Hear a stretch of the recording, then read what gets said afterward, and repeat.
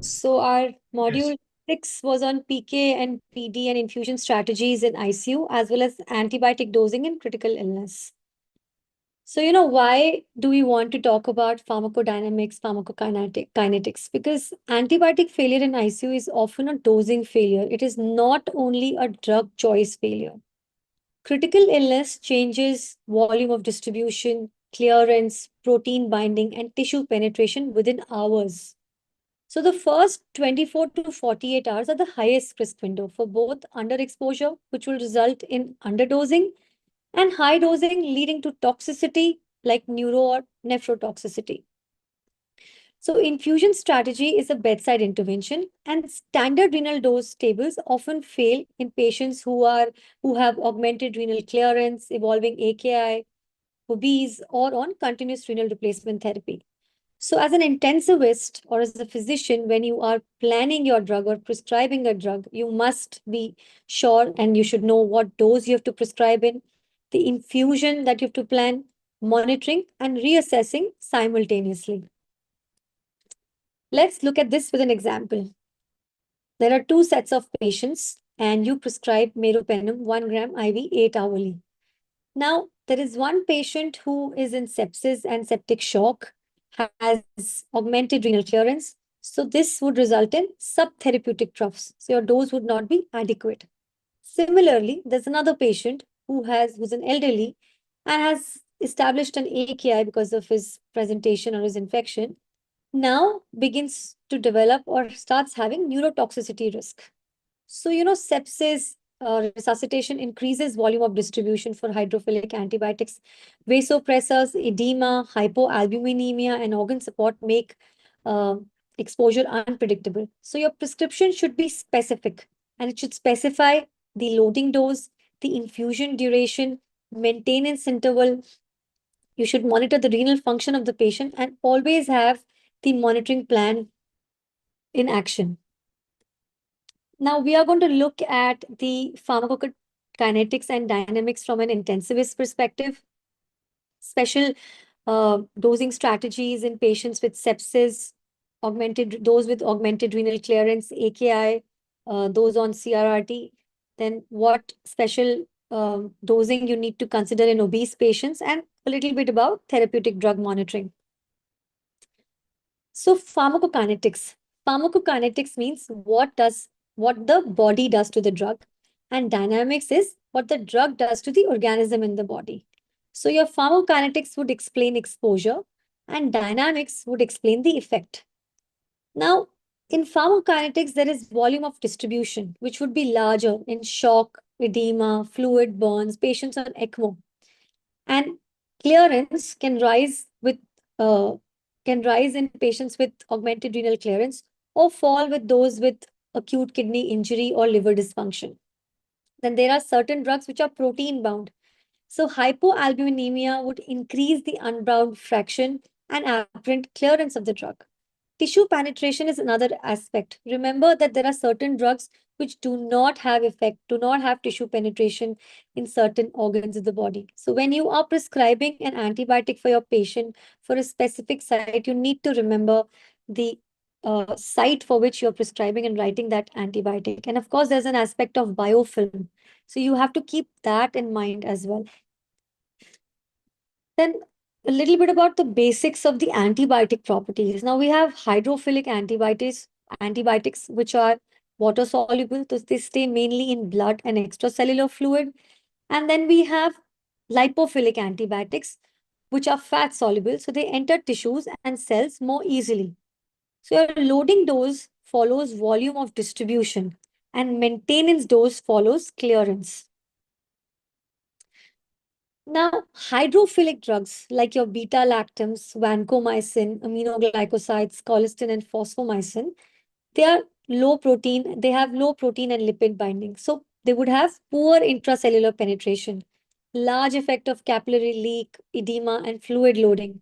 So increased volume of distribution would result in decreased concentrations of the drugs early.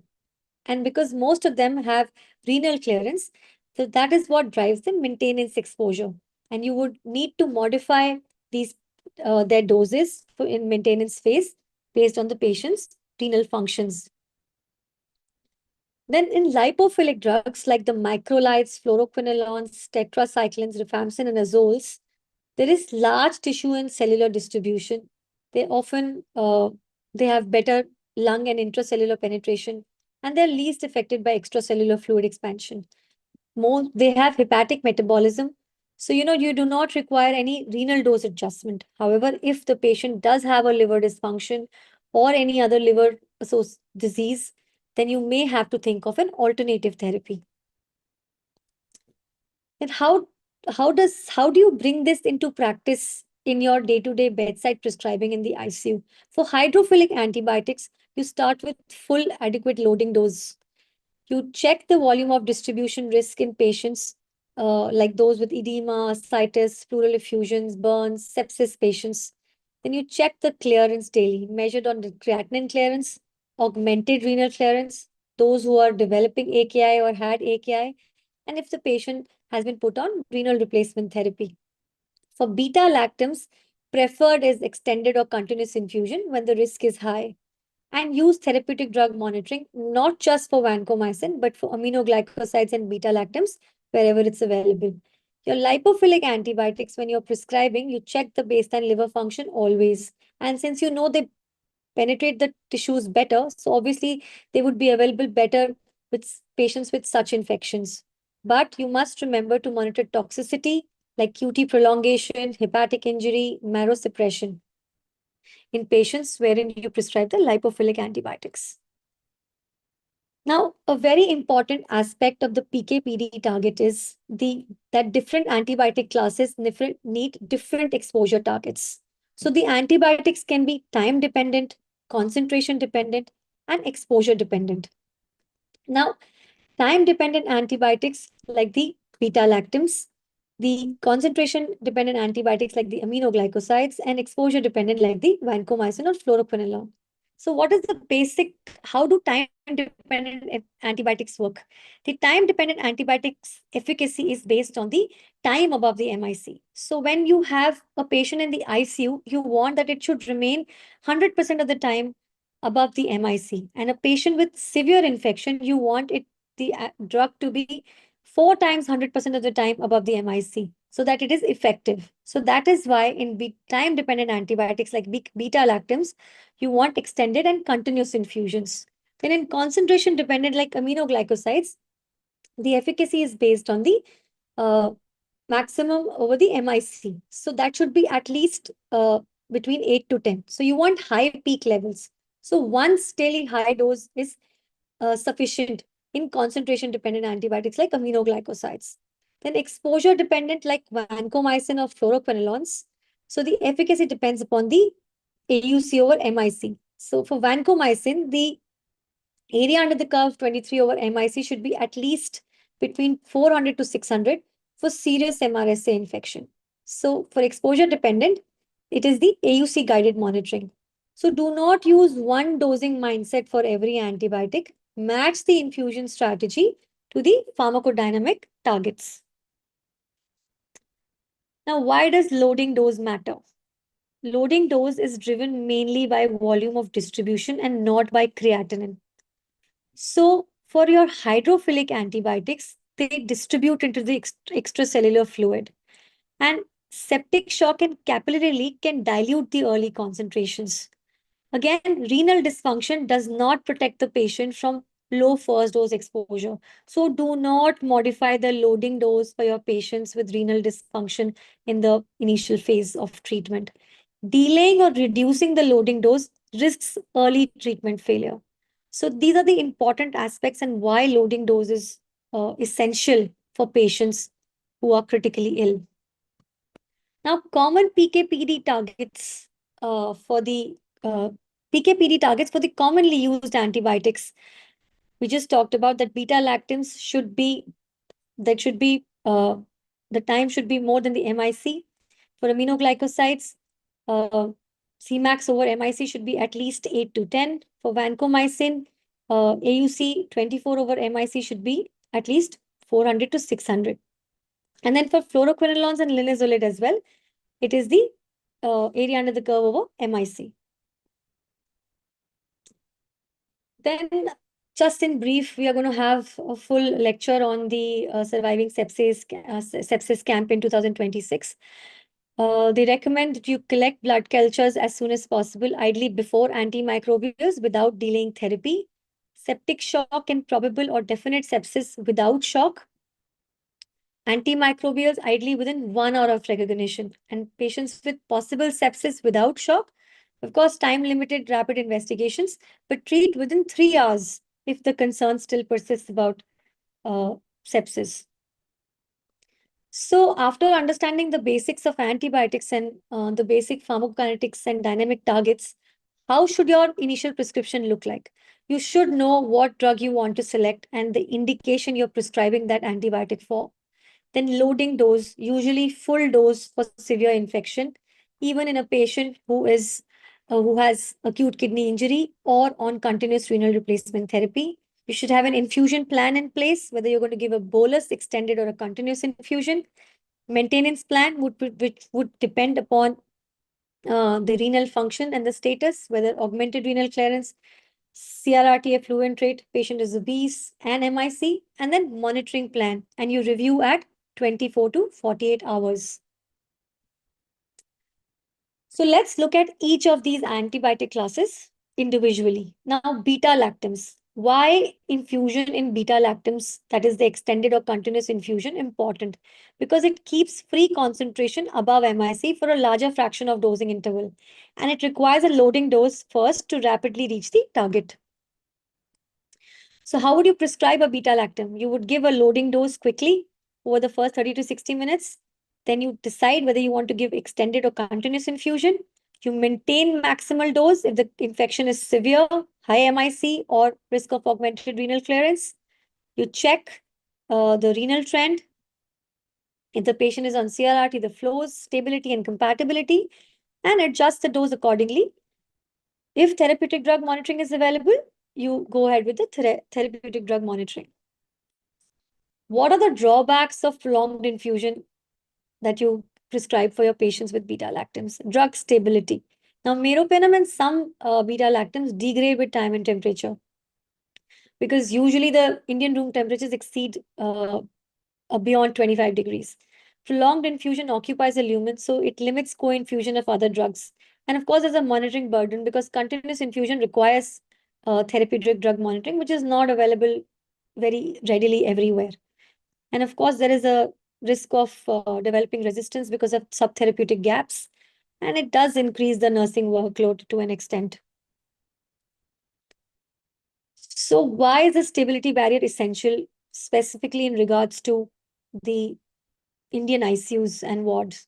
Because most of the stability data define that room temperature around 25 degrees Celsius is what normally the Indian wards and ICUs exceed. So if continuous infusion stability is uncertain, then extended infusion over 3 to 4 hours may be a safer operational compromise.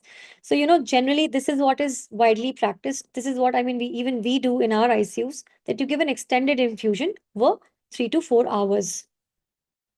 Now, this use of extended or continuous infusions for beta-lactams and the concept of continuous infusion in cases of beta-lactams came into practice and has been very widely used after these two important studies. So one of them this is a very old study actually, the DALI study, which was published in 2014, which showed wide beta-lactam concentration variability in critically ill patients across multiple ICUs.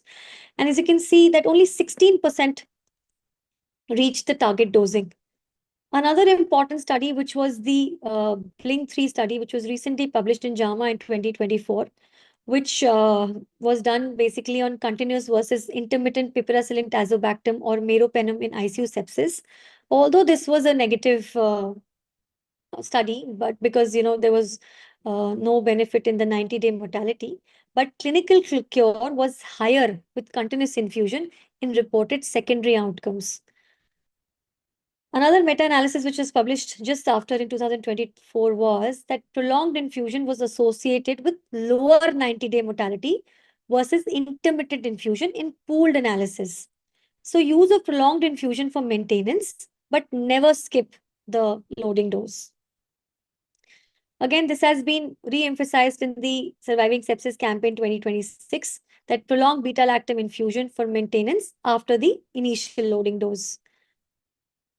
So what would your beta-lactam strategy be? You have a patient with severe infection. You give full initial loading dose regardless of the renal status of the patient. Assess the pharmacokinetic risk. Look at the possibility of the augmented renal clearance, AKI, obesity, patient with hypoalbuminemia. Then subsequently decide what infusion you want to plan, extended or continuous maintenance for your patient. Monitor based on the clinical response, renal trend, toxicity, and therapeutic drug monitoring wherever available. Adjust and de-escalate based on the response. And always remember, you need to source control. We've talked about this enough. Every time you're treating a patient with infection, just by randomly treating the cultures and with antibiotics is not enough. You always have to achieve source control for the patients who have a specific source of infection. Then in ICU, every antibiotic prescription should identify the patient's current phenotype. So there are 4 basic ICU dosing phenotypes.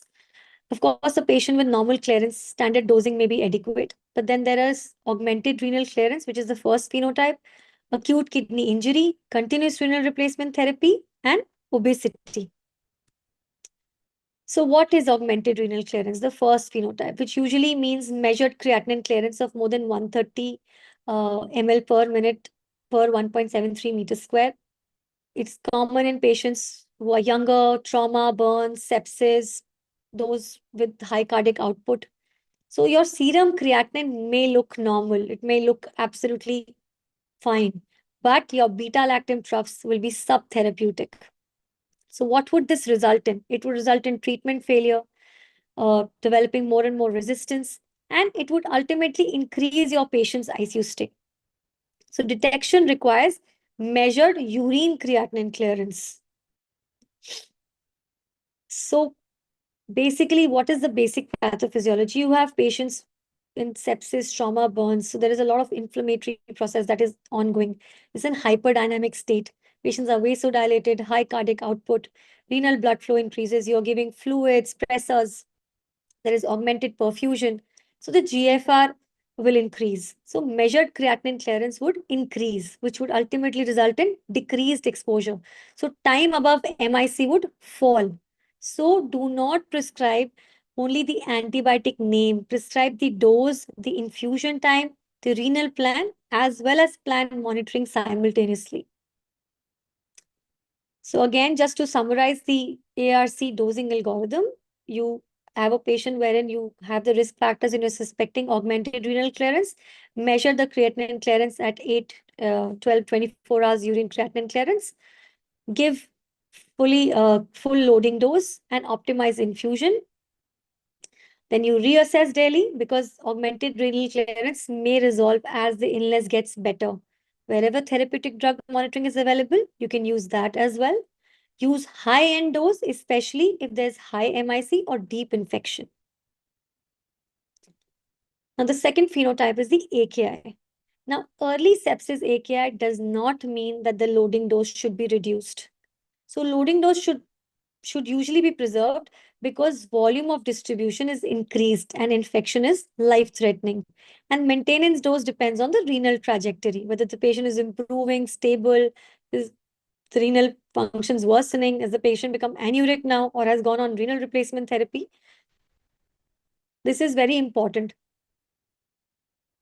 So for the common antibiotics that we use, what should be your approach? For beta-lactams, give full dose. I'm talking about AKI. So in AKI, for beta-lactams, give a full loading dose and prolonged infusion. Adjust maintenance after reassessment.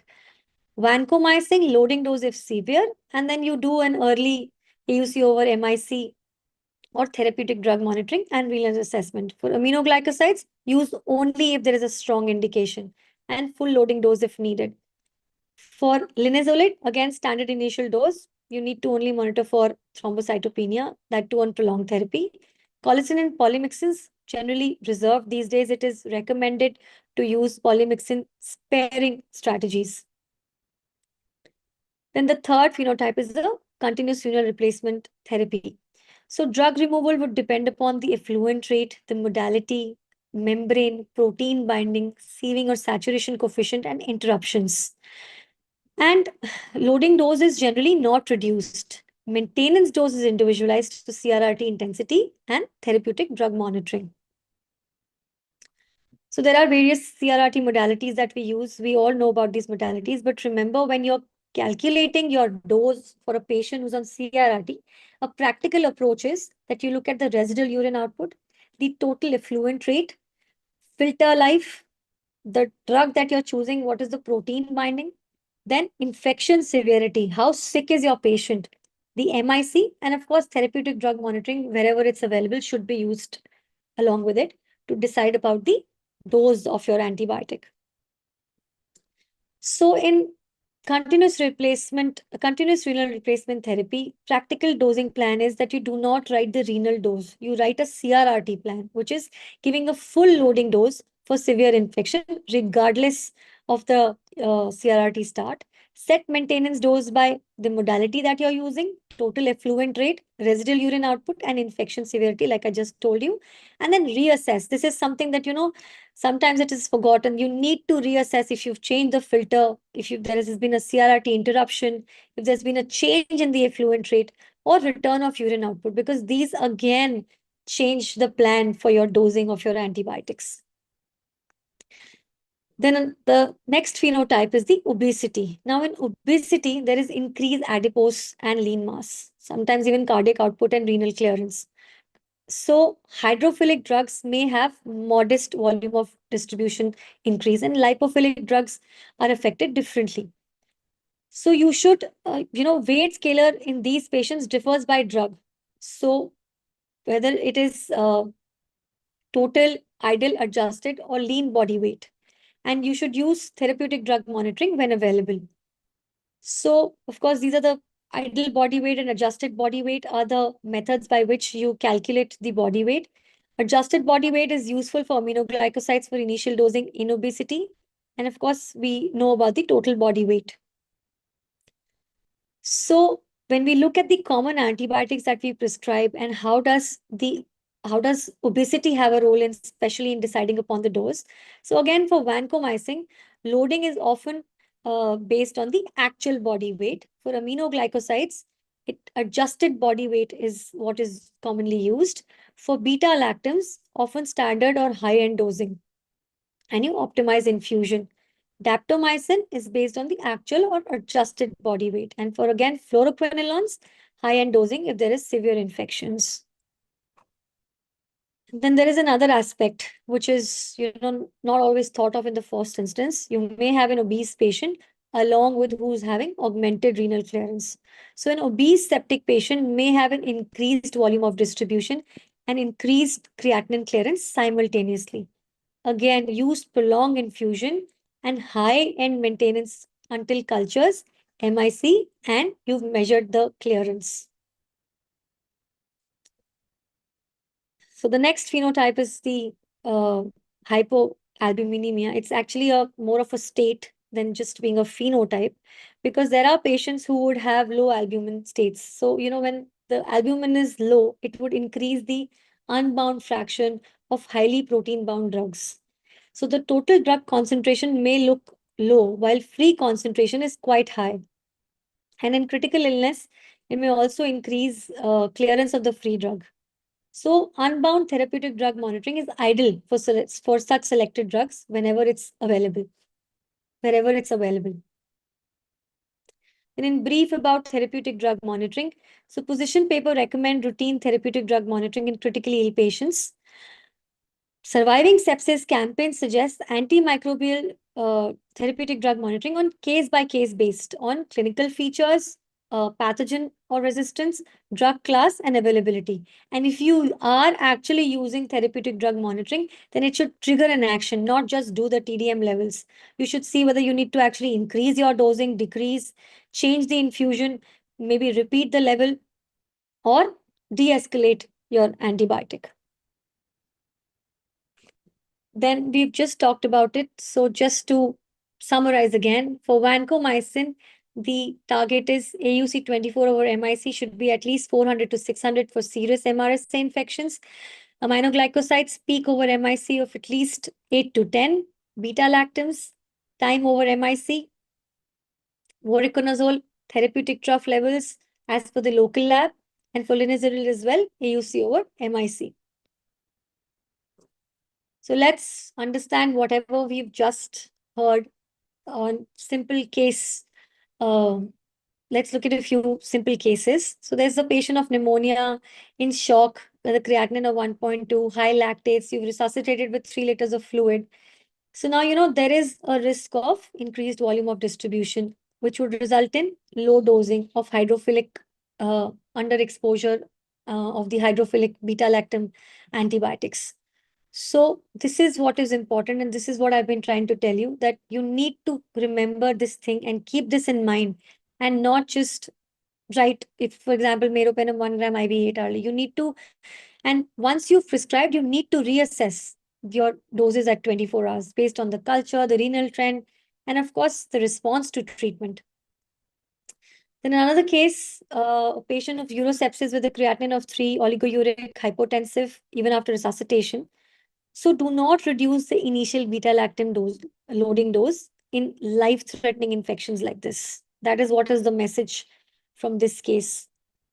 In a patient on continuous renal replacement therapy, presented in septic shock, AKI, started on renal replacement therapy, and meropenem was continued at renal dose. So again, when you are putting a patient on renal replacement therapy, you need to keep in mind that what mode and effluent rate and downtime, you need to check these, and loading dose remains the same. You have to give a full loading dose. And maintenance dose often needs higher dosing than the traditional renal dosing. Then a patient with a BMI of 42 developed a ventilator-associated pneumonia. Renal function was apparently normal and had a Pseudomonas risk. It was suspected that he has a Pseudomonas infection. So you use high-end beta-lactam dosing in these patients with prolonged infusion. Like I just told you about the dosing in obese patients. For vancomycin, loading dose often uses actual body weight, but you need AUC monitoring. And for aminoglycosides, adjusted body weight is what is used for prescribing the antibiotic. So just to summarize the bedside algorithm for prescribing antibiotics, you decide first, you look at the severity of infection, you look at the source, and you start achieving source control simultaneously while you start your patient on antibiotics. Give the loading dose irrespective of the renal function or the initial renal status of the patient. Identify the PK phenotype. Choose your infusion strategy properly. Monitor intelligently and reassess daily. ICU antimicrobial prescribing is a dynamic precision dosing, not a static renal table. So common mistakes that we make, we reduce the initial loading dose because creatinine is high. You use normal creatinine as proof of normal renal clearance in patients who have augmented renal clearance. You run prolonged infusions without an initial loading dose, ignoring the renal replacement therapy interruptions, flow changes, and filter clotting, using actual body weight for every drug in patients who are obese, continuing nephrotoxic combinations after cultures are showing you that you can de-escalate or stop, and not recording infusion and sample times for therapeutic drug monitoring. So I think I have talked enough about the loading dose and I've loaded enough. So I hope that everybody is going to remember that you do not, not give loading dose to your patient. Full loading dose is recommended, and you personalize the maintenance dose. For patients in sepsis and septic shock, prolonged beta-lactam maintenance after the loading dose is now guideline supported. And ARC causes underdosing. Do not forget the probability of that, and remember the phenotypes while prescribing the antibiotics like AKI, CRRT, and obesity. And therapeutic drug monitoring, wherever is available, should be used appropriately. Thank you.